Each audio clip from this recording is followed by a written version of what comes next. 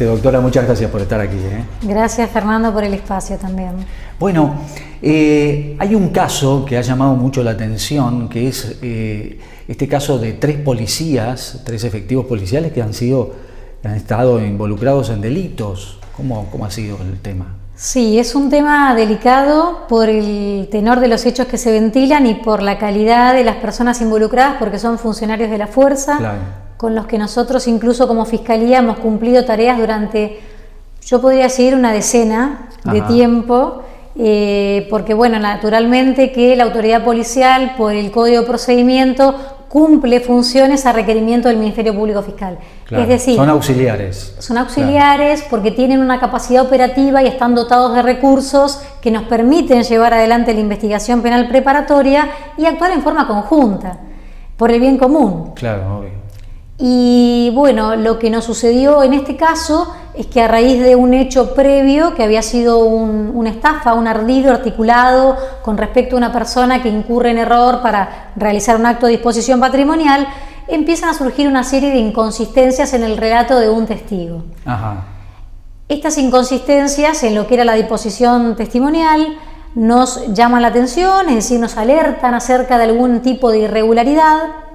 Y de esta manera es como nosotros tratamos de colocar esa situación sobre la mesa para cuestionar a esta persona ante estas inconsistencias, y precisamente es ahí cuando la persona se quiebra y comienza a relatarnos una serie de sucesos muy desafortunados a los que se había visto sometido en manos de efectivos de la fuerza. Ajá. Para nuestra sorpresa, asombro, pero más que nada el dolor que nos generó, porque lo sentimos no solo como un acto de deslealtad a nosotros que trabajamos, como yo digo siempre, codo a codo para resolver los hechos, sino también un poco la falta de respeto a la comunidad, ¿no? La falta de esa palabra empeñada cuando ellos se enlistan claro, como agentes de la fuerza para generar el bien común, no solo para prevenir los delitos, sino para trabajar en forma conjunta con el Estado para el esclarecimiento de los hechos. Sí. ¿Dónde se desempeñaban las funciones?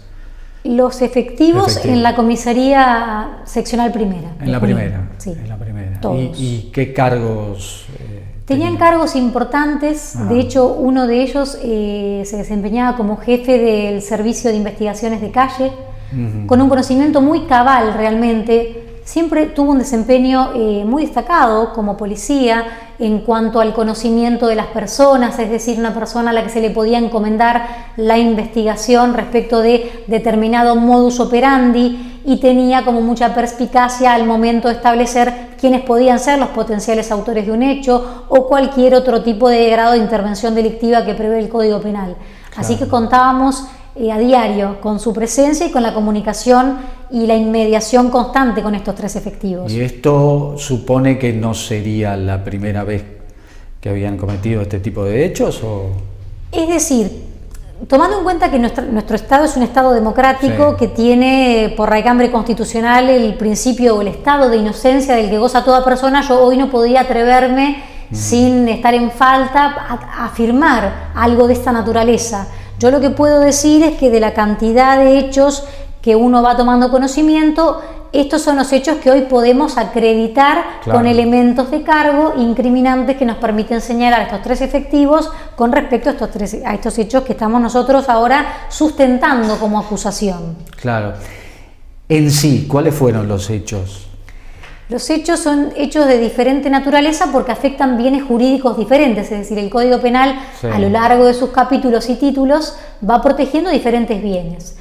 El primer delito tiene que ver con el apoderamiento de unos valores económicos de bastante cuantía. Estamos hablando de moneda extranjera y de oro que estaba en unas cajas.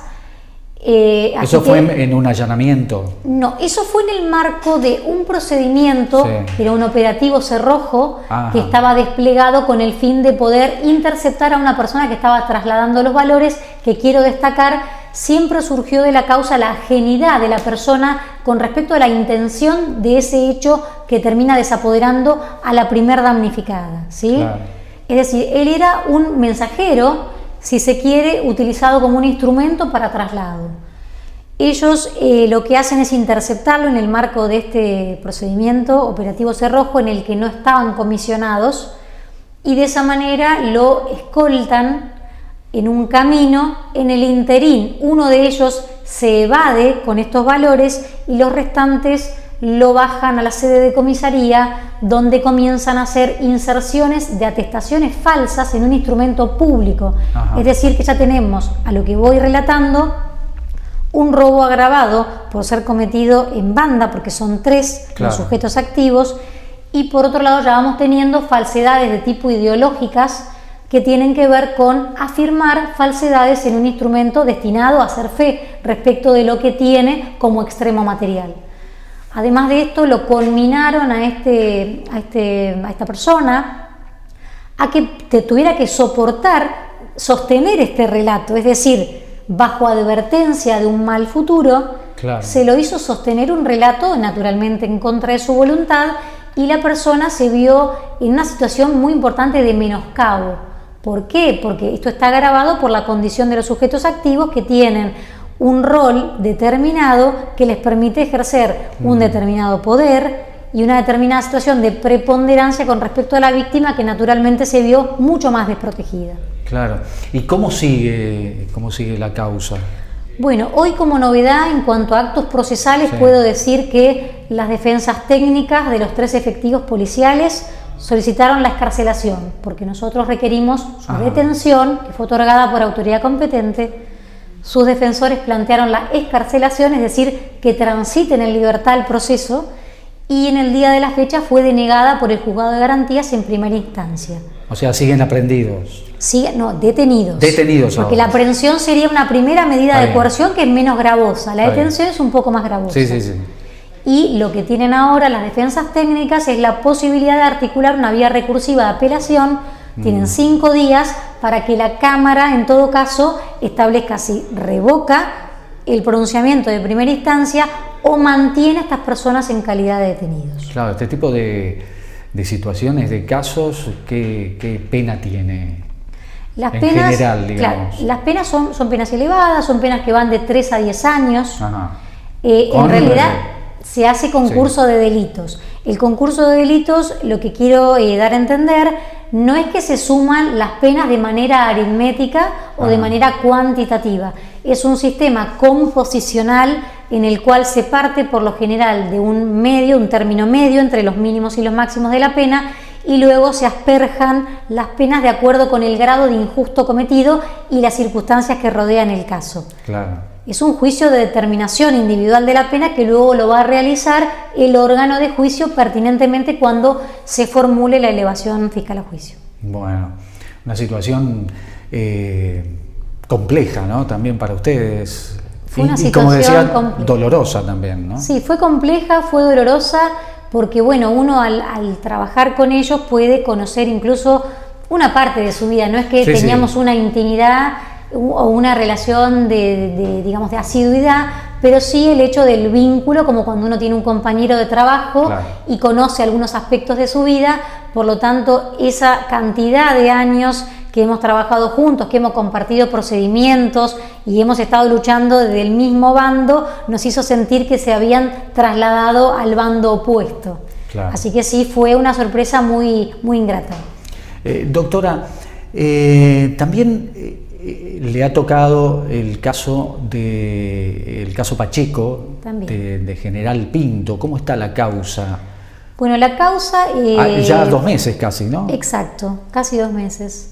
La causa está muy avanzada. Puedo afirmar que falta muy poco para poder realizar la elevación de la causa a juicio. Lo más importante es que en su momento nosotros requerimos, después de la detención, la prisión preventiva, que es una medida que es cautelar, es decir, no es punitiva, pero que implica que existe un grado elevado de probabilidad de que la persona que señalamos realmente lo haya cometido. De otra manera no se hubiera otorgado. Hay versiones sobre un instigador. ¿Qué hay de eso? Bueno, la realidad es que siempre yo explico, y nos pasa porque es una práctica muy común, que cuando ocurre un hecho empiecen a surgir rumores sociales, incluso de gente que no estaba in situ en el hecho. Esto es muy común, es una situación que tiene que ver con cuestiones previas al hecho o bien concomitantes y paralelas, que conducen a un ciudadano a que tal vez haga una afirmación o saque una conjetura que luego se va un poco deformando el mensaje. Lo importante en esto es que nosotros actuamos conforme al principio de objetividad, es un deber del Ministerio Público Fiscal, y además conforme al principio de legalidad y el de máxima taxatividad, que si bien son cosas muy técnicas, sí, nos obligan a no poder, digamos, pretender una situación que no es tal. De manera que nosotros nunca descartamos la posibilidad de que hubiera habido una otra persona como intervención, porque en un primer momento arrancamos con un autor. Sí. Luego, avanzada la observancia de las cámaras, advertimos que hay un menor de edad que es quien tiene un aporte indispensable para la persecución del hecho, porque es quien da el arma homicida, que es un menor de edad. Certificada esta circunstancia, nos permitió agravar la calificación legal y pasar de un homicidio simple a un homicidio con una agravante genérica, que es la del 41 cuater del Código Penal, que es la intervención de un menor. ¿Por qué se agrava esta figura? Por el proselitismo delictivo que un mayor realiza respecto de un menor, como que de alguna manera lo impulsa a delinquir o altera el sano desarrollo, haciéndolo involucrar con actividades criminales. Claro, claro. Entonces eso es más severamente reprimido por el Estado porque se considera que tiene más grado de injusto. Y luego empezamos sistemáticamente a abrir la posibilidad de que todas las partes en sentido formal del proceso nos propusieran elementos de cargo, y así fue como el particular damnificado se presentó con un listado muy importante de testigos. Lo fuimos evacuando a todos porque es una obligación, además del fiscal, evacuar las citas que surgen y toda la prueba que sea de alguna manera propuesta. Y lo que podemos advertir es que no existió un instigador, y que de hecho la posibilidad que podía haber habido materialmente de que una persona hubiera intervenido en el hecho queda dejada de lado cuando vemos que esta persona en realidad también había sido producto de una golpiza que lo dejó en estado de inconsciencia y por ende sin posibilidades de actuar.